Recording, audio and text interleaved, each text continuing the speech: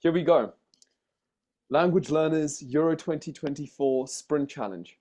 Uh, Finally, we're doing the draw. It's not as elaborate as our 2026 World Cup one will be when we'll have like presenters. Maybe we'll get guys like Ollie Richards, Ikenna, etc. Yeah, They can be like the presenters. They that can would be be the guys fun. who look in the balls. Yeah, we'll baby steps, you know. But for now, we've written down the names of almost all of the teams competing in the Euros. Lesedi, you're going to call out the name of our contestant, and I'm going to spin the wheel. And whatever country the wheel lands on, our contestant is going to have to learn the language of. So you can see that I've eliminated England and Scotland because it's not a challenge for us to Yeah. learn English. So we'll, yeah. So and then for the next month, we're each going to be learning the language of that fortune assigns to us. So cool. Do you want to begin by calling out our first contestant? Yeah, I'd love to. I'd love to. So we have eight participants here, and the lucky number one person will be, or the first person to get called out rather, will be JD. Okay, Senor Juan Diego. Let's go. Let's see. Okay, Albania, Austria. Okay, Oh, okay, cool. So interesting. that's Interesting. interesting stuff. Okay. So I'm going to remove Austria and then I'm going to go ahead and remove Germany as well because Germany and Austria uh, more or less speak the same language, if I'm not mistaken. Oh, So interesting. yeah, Austrian is basically German from what I know. Um, Oh, so yeah, to make things fair. I think in that same sense, if we get like something like France, well, okay, actually we won't necessarily eliminate Belgium because it's not the yeah. I only think we'll only eliminate Belgium if we have Netherlands and France out first. cool. Okay. On that subject, so congratulations, JD. You'll be learning German for the next 30 days. And who is our next victim? Sorry, I mean contestant. So next will be Rick. Rick. Okay. Let's check out what Rick gets. Spain's gone by. Oh, okay. That's a tough one. Wow, Turkish. Turkish. Okay. Yeah, good luck, Rick. I think it's one of the few. I don't think Turkish is a Proto-Indo-European language, so it's a tough one. That's actually going to be Yeah, not it's related. more Arabic if I'm not mistaken. It's more Arabic inspired. Yeah, I'm sure there's a lot of Arabic vocabulary in Turkish because of the fact that the Turks were Muslim. But in terms of its vocabulary and well, in terms of its structure, it's not at all related to almost any other And European language. So it's going to be an it's interesting, actually incredibly unique, which yeah. is quite interesting. But also it's Yeah, become a very popular language. I've noticed a lot of people are trying to learn Turkish. So hopefully Rick will be able to find all the resources he needs because that's definitely the most interesting one we've come across so far. Okay, next one. okay. So next will be our host, Mr. Gregory over here. Oh, awesome. Okay, let's see what I get. Please, Spain, make things easy for me. And for those watching, Gregory is quite fluent in like I think four of these languages, so he needs to get none of them to get a challenge. There we go. Yeah, that's actually Slovakia. kind of cool.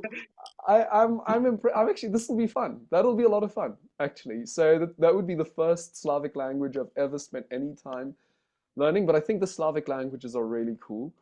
They're very interesting. So yeah, that's actually I'm looking forward to that actually. That'll be a lot of fun. And Uh Slovakia beat Belgium recently for those they did. watching, which is Yeah. quite interesting, quite interesting, a bit of an upset. And then Yeah. next is actually going to be me, Lisedi, the second co-host here. Fantastic. Let's go ahead. Let's see. Ooh. Hey! Okay. Oh, Okay. So the organizing committee is going to have to intervene here. Déjà, yeah, tu parles français très très bien. Tu parles wait, euh, wait. je peux pas le français, c'est pas un problème. Alors, je peux pas apprendre le français. Alors, L'hollandais, c'est comme le français un peu. Non, non, c'est comme Afrikaans un peu.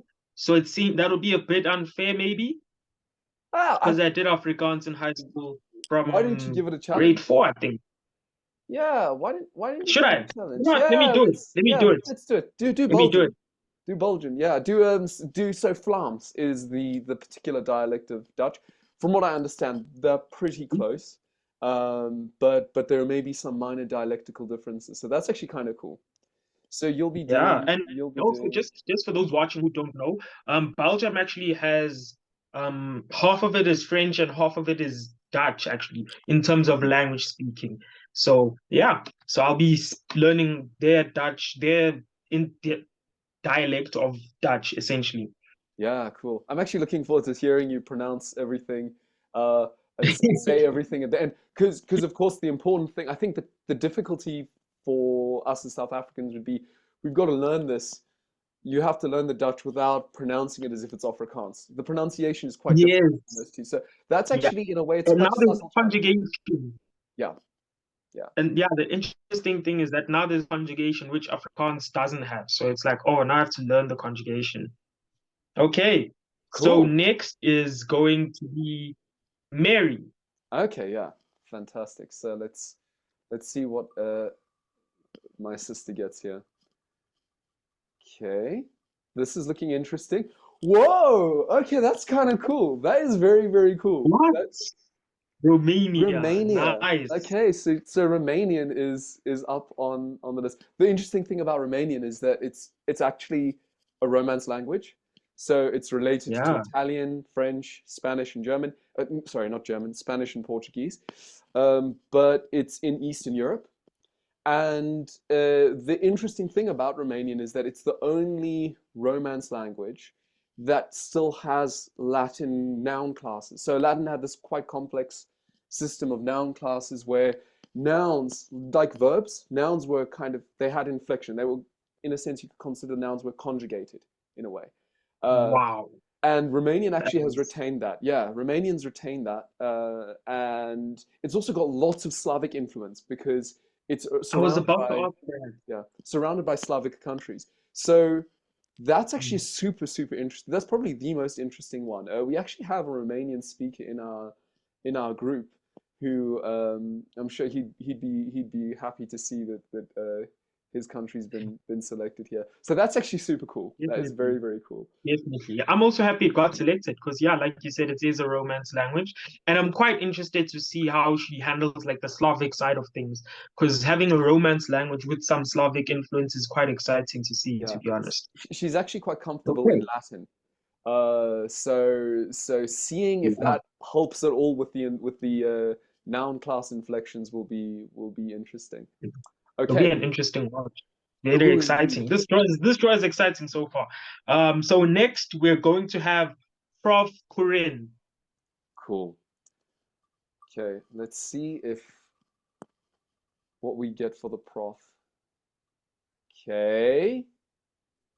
Ooh, Okay, español. Muy bien. Qué bien. Espanol. Okay. Nice. Fantastic. Okay, so the challenge there, yeah. Nice thing about Spanish, tons of resources out there.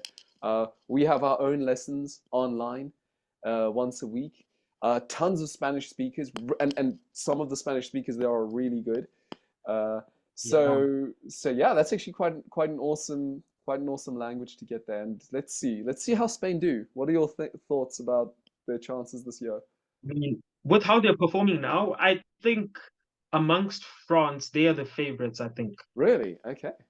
Yeah, I think Spain has everything a team needs to win the Euros, so it's going to be an exciting journey. Although I don't want them to beat Germany because I'm supporting Germany, but if Yamal ends up winning, then I'm going to support that because I want Yamal to, as a Barcelona fan, I want him to get that trophy. Yeah, Yeah, and and he'll then probably be the youngest the next. winner. Exactly, which is quite exciting. Which is quite exciting. I think Barcelona needs that considering Real Madrid has Mbappe, Rodrigo, Vinicius. We need something to be happy about.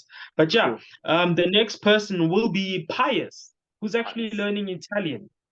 Okay, cool. So if we land on Italian, then we're gonna have to just cut that one out. But let's see I what we think get. because he's not as advanced yet, maybe he can keep it because he's not as advanced yet. He's still in the early stages. Oh wow. What? Oh, No ways. wow. Okay. Super difficult. Whoa. Super difficult challenge.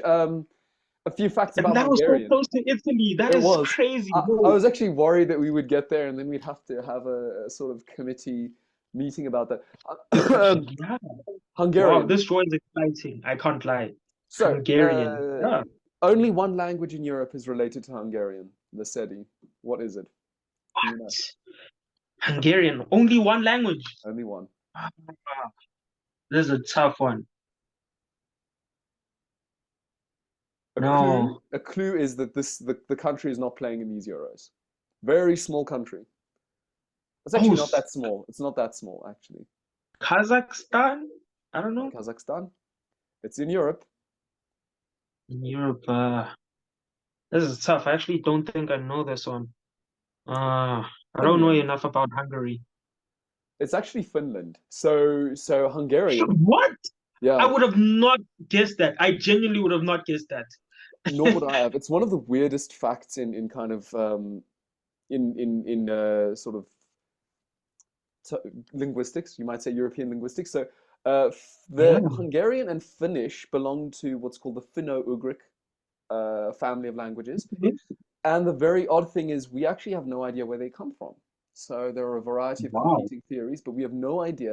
It's not like the case with all the other Proto-Indo-European languages, where we know that the Proto-Indo-Europeans, they were like a nomadic people who lived more or less kind of in the Caucasus or the grasslands of Eurasia and migrated and settled all these different parts of northern India, the Middle East, and Europe. With the Hungarians, we actually with the Finno-Ugric language speakers, we actually don't know exactly where they came from. There are lots of competing theories. Some people think it's actually kind of somewhere in Western China, bordering Oh, Western China today, interesting. is where Hmm. they originated from. Um, it's actually one of the reasons associated with it is that it's called Hungary because people believe that the people living there, so Western Europeans believe that the people living in that territory were Huns, like Attila the Hun, right? Okay. And in fact, one of the Hungarian players is actually Attila. His name is Attila. So we, in the tournament, we actually have Oh, Attila the Hun is playing in Euro 2024. So I thought that was kind of funny interesting. when I saw the name come up. Okay, I awesome. guess another fun fact, in terms of the sporting side of Hungary, is that their greatest ever player, Puskas, if I'm not Yes. mistaken, also played for Spain as well. Yeah, yeah, and And of what's course it? the famous the Puskás Award is the award given to the scorer of the best goal every year. Yeah, Ferenc Puskás, yeah, he played for Spain. He played for Real Madrid as well, right?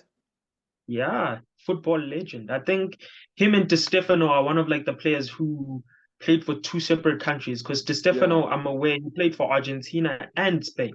yeah, So it is quite interesting times football wise. And just before we go on, I genuinely thought Finnish would be more closer to like Danish and yeah. which is a surprise, which is quite interesting. And okay, last person we have is Claire, another member of the Cordero family. Fantastic. Let's see what languages we'll be speaking around the supper table this month. Okay, that's kind of cool. Oh gosh. Okay, that's an interesting one. Albania. Oh, Albanian. Albania, I was who excited for nearly Croatian for a second. Yeah, I thought Ukraine and Croatia, those would be pretty cool, but Albania is the language of well, Albania nearly took it against Italy. Um, I'm trying to remember exactly off the top of my head. I'm not sure if Albania is a Slavic language or not, but I think we'll have someone clarify that for us in future. But yeah, Awesome. there you have it. That is the draw for our Language Learners Euro 2024 sprint. And And just to go over them again, just for convenience, just to repeat it again, we have JD doing German, Rick doing Turkish, Gregory doing Slovakia, Lisedi, which is me doing Flemish or Dutch, Mary doing Romanian, Prof. Corinne doing Spanish, and Pius doing Hungary, and last but not least, Claire doing Albanian, which is, yeah, Fantastic. really exciting draw. Yeah, absolutely. So I think that's been a really fun way to inaugurate this challenge. Um, Everyone, we wish you the very best of luck. Enjoy this. Don't take it so seriously that you don't enjoy it. And yeah, share your progress on the group. Ask for resources on the group, and we're always here to help. I'm sure someone will know how to find everything you need. Any parting comments Just from to you? add on to what Gregory just said, we'll also be doing weekly fun challenges on the group as well. We will be assigning some fun challenges, not too demanding, but also not too easy. So, yeah, keep an eye out for that. Fantastic, guys. And that's all from us. Keep learning, and we will see you when we post our first challenge.